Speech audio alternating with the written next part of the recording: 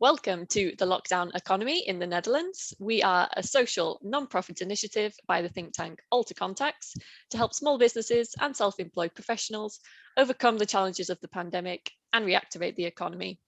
My name is Rosie Allison, and today we have a special guest, Massimo Mercuri. He is actually the co-founder of AlterContacts, who are responsible for this initiative, the Lockdown Economy, and they are the global think tank for sustainable development. Massimo, thank you very much for joining us today. How are you? I'm doing fantastic, actually. I was savoring a strudel before getting in the call, so it's been a sweet morning, and we have a beautiful day in Amsterdam. So yeah, Excellent. I'm very glad to be online now. The perfect start to the day, strudel and some sun. Brilliant. So tell us a little bit more about AlterContacts, the think tank, for people who aren't aware. What exactly do you do as an organization? Well, the concept of a think tank is always a bit vague, because if you look for definitions, you will find maybe 5 or even more different definitions of a think tank. But in a nutshell, a think tank is like a laboratory of ideas. Yeah, people interact with each other based on the fact that if we are speaking, you know something I don't know, and vice versa. Yeah. So based on that, together we are smarter. Voila. So as a laboratory of ideas, with the main goal of contributing towards the Sustainable Development Goals, we try to find solutions or collect ideas or grow new ideas that become eventually initiatives that then we can incubate. We registered these initiatives with the United Nations in the SDG tracker and the databases that they have.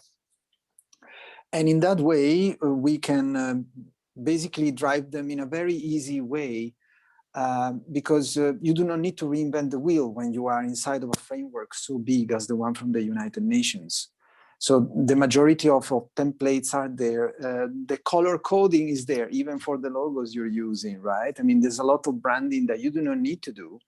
And so you save the time that the majority of the businesses or the majority of the organizations spend into thinking too much about the visual look and feel, and you can dedicate to the content. So that's in a nutshell, right, what we do. So we incubate initiatives that contribute to the Sustainable Development Goals. Great. Yeah, no, I think that's a really clear description of what sometimes, like you said, a think tank is it seems quite an abstract concept, but I think, yeah, that's a very clear way of putting it. And what was your drive personally? Why did you want to get involved with a think tank and to develop this organization? Whenever there is a problem or a situation that requires to be solved, if you find or you invite other brains based on their proximity or based on their affinity with the problem, automatically you can form small groups of thinkers, and then the magic happens. And so it's something I really like, actually. That's why I do it, because it's beyond just learning, you know. It's like the ultimate learning process. Of course, I like to study all the time. I'm studying right now for certain things. I'm getting my sea driver's license, for example, to drive a boat, right? Yeah. And during the pandemic, I was studying that. I never programmed before in C#, so I learned C# and I programmed a video game, you know.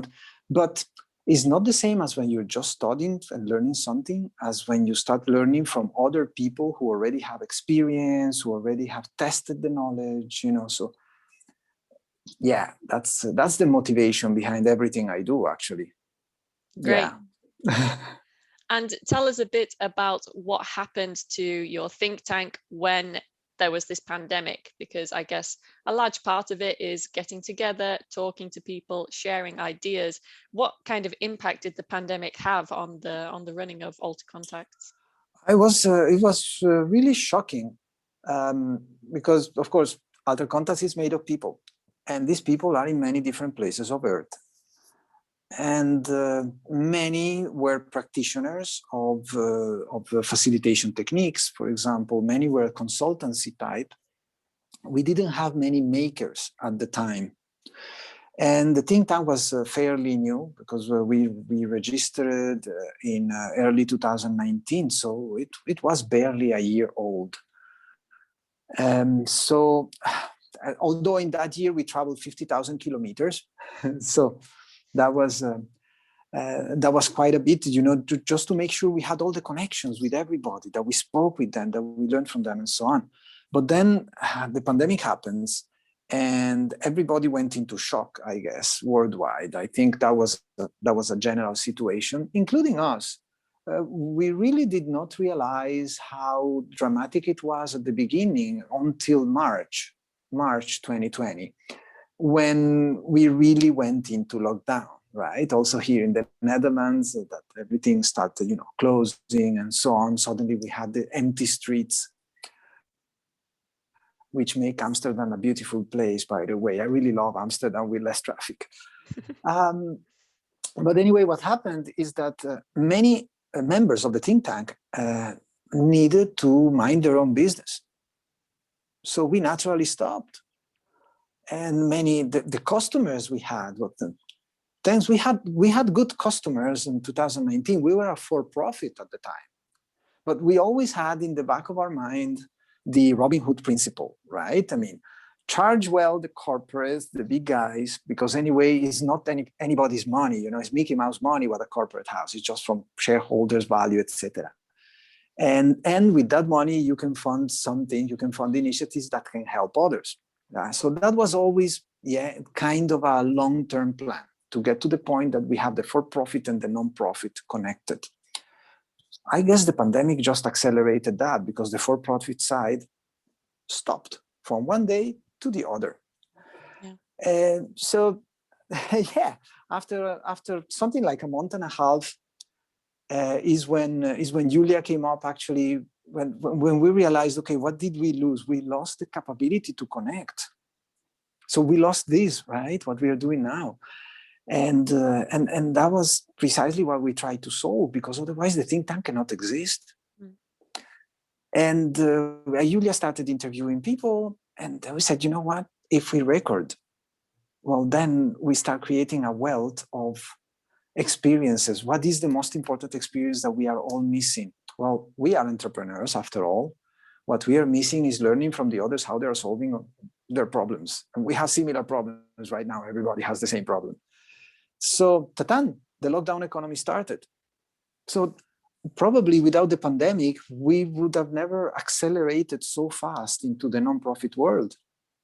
Yeah. We would still be chasing, the big guys for doing workshops and help them thinking how to be more sustainable and so on, which was fun because I really like facilitating workshops and I really like when people learn to think together and they come up with better ideas that anyone had before, right? So yeah, that was the drama a little bit, and since then we have been running in that. But it was good in the end. It was very good because by entering 100% in the nonprofit, and luckily we had saved the money we made in the previous year, so that allowed us, to let's assure the rent and the food, and then we started registering with the United Nations. We started connecting with the UN volunteers, and then right now we had more than 100 volunteers in total. Now I think some are finishing their cycle now. I think we still have like 40 something active. And we're going to take a little bit of a break now, I think, in the next couple of months before we onboard new volunteers. Yeah. Well, it's been amazing to see personally. Did I answer your question? I think you did, definitely, yeah. But it's been great to see personally working with the lockdown economy, the way that you've encouraged people, like you said, people during the pandemic have often kind of gone to help themselves, but actually the lockdown economy has shown how people in this time are very willing to help each other. And I wanted to ask, how have you been able to communicate to your volunteers and also to the guests that this is important, that they need to come together to help each other during this time? Did you have like a strategy for that, or is that just something that's developed? Oh, well, I'm a firm believer of Agile. And the Agile strategy is that basically right here, right now is the center of the universe and is the point zero. So whenever you reach a milestone, you reconsider that moment as the point zero. Of course, you do have like a long-term idea, like conquering the universe. No, not really. But I really wish everybody would be happy. That's really my long-term thing, And when you wish everybody would be happy, it means that they need to be healthy, wealthy from a certain point of view, at least, maybe not rich, but that good, with everything they need, and yeah, in good health and with the people they love, right? I mean, these are the main principles, I think, that I believe in. Well, based on that, is a very, very big open field. But still, the Robin Hood idea is still there. So we still want to fund good deed initiatives based on the capitals that come from the large organizations. And then, but only now we are doing it backwards. So what we see is that when we started the nonprofit, we started wanting to help entrepreneurs, right? And then we started having volunteers. And then we discovered that we were not only the entrepreneurs, yes, they are helped because they see we get feedback. I mean, there are people who call us, who write to us, you know what, thanks, because I learned from this interview and so on. We even have fans.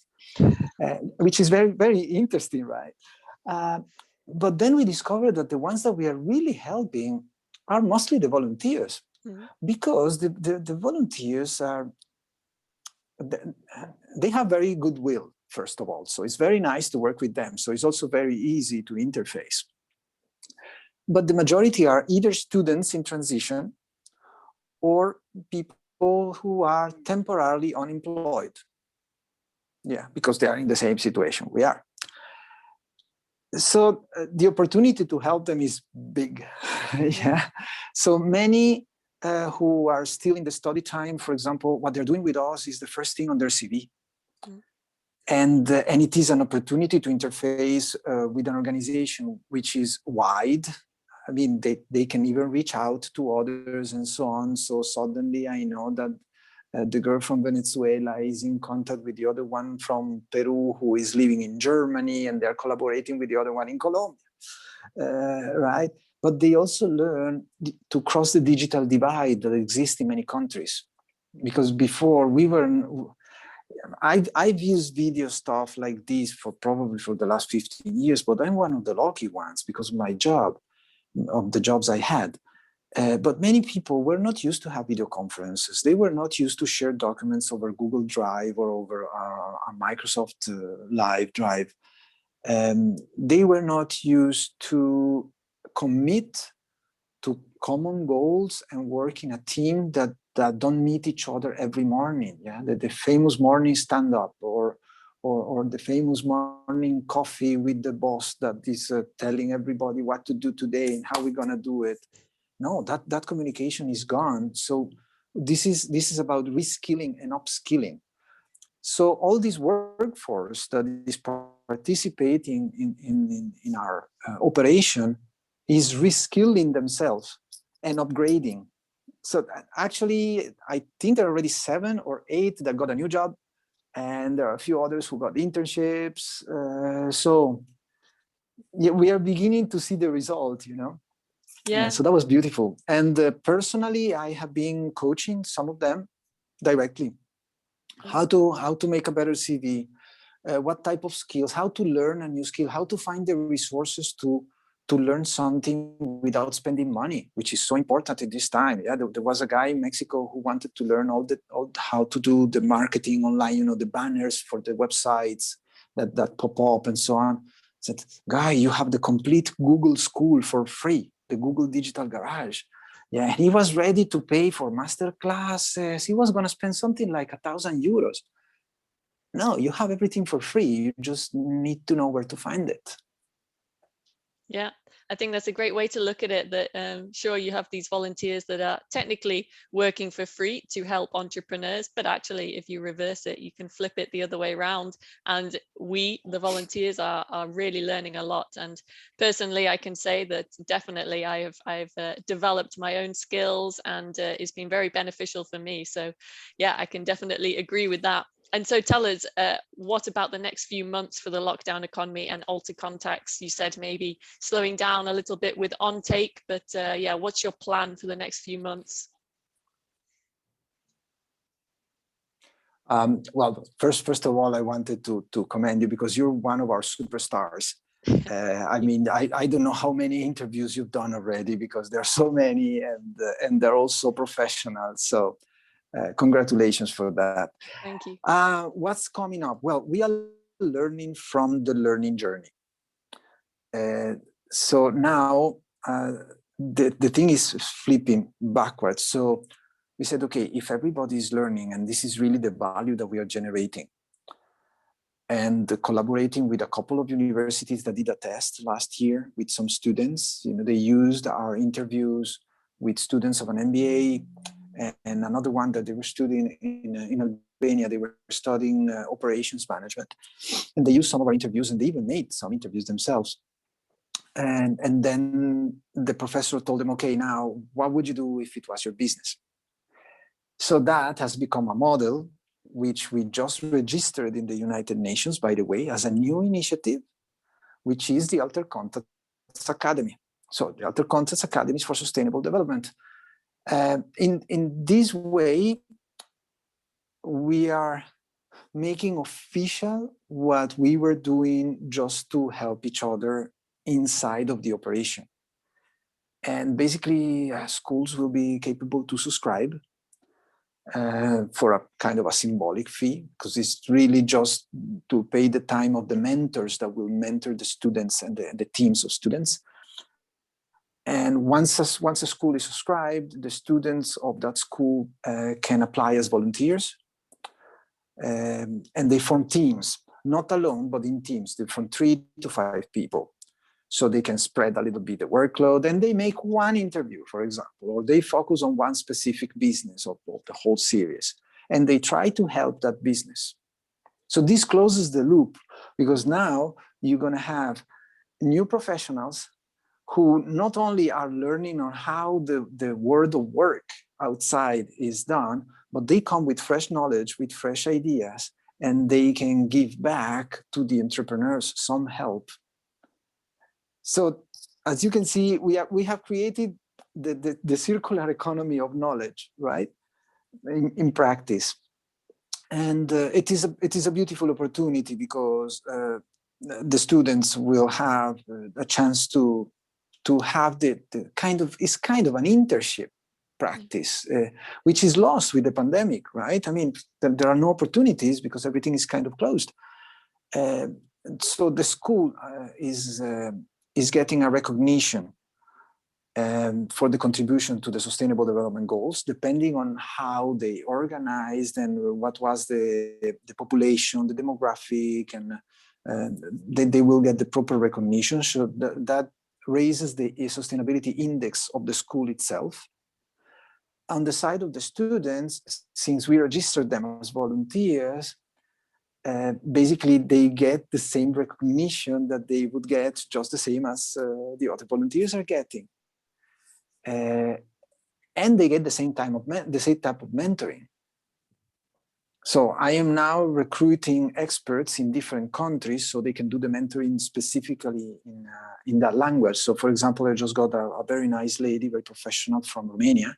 Well, she lives now in Germany, but since we have a university from Romania that is beginning to participate, they have their first team signing up. And we want to have also mentors in their own language, right? And the same I'm doing with Spanish and so on. So that's the evolution. Yeah, fantastic. It's really great to see that this project that started just slowly with a few interviews has grown, and it's going to be spreading value throughout the world. I think it's absolutely brilliant to see, and I'm very proud to have been a small part of it. So we always finish in the lockdown economy with the question, what are some things that you need help with? And I think this could be interesting to pose this question to a think tank, to a non-profit organization. So if you could name some things that in the current climate AlterContacts need help with, what would they be?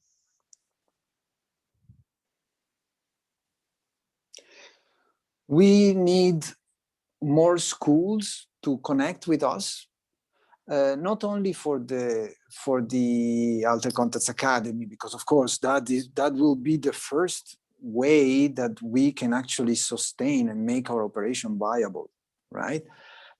So that is one part of the need, but I'm stepping immediately into the second thing I would need, which is the collaboration with those schools, with professors, so we can start producing papers, we can start producing articles that we can go ahead, because well, I didn't mention, but we are also writing 2 books now, one in Spanish and one in English, with a collection of the stories of the ladies entrepreneurs that we found in the journey.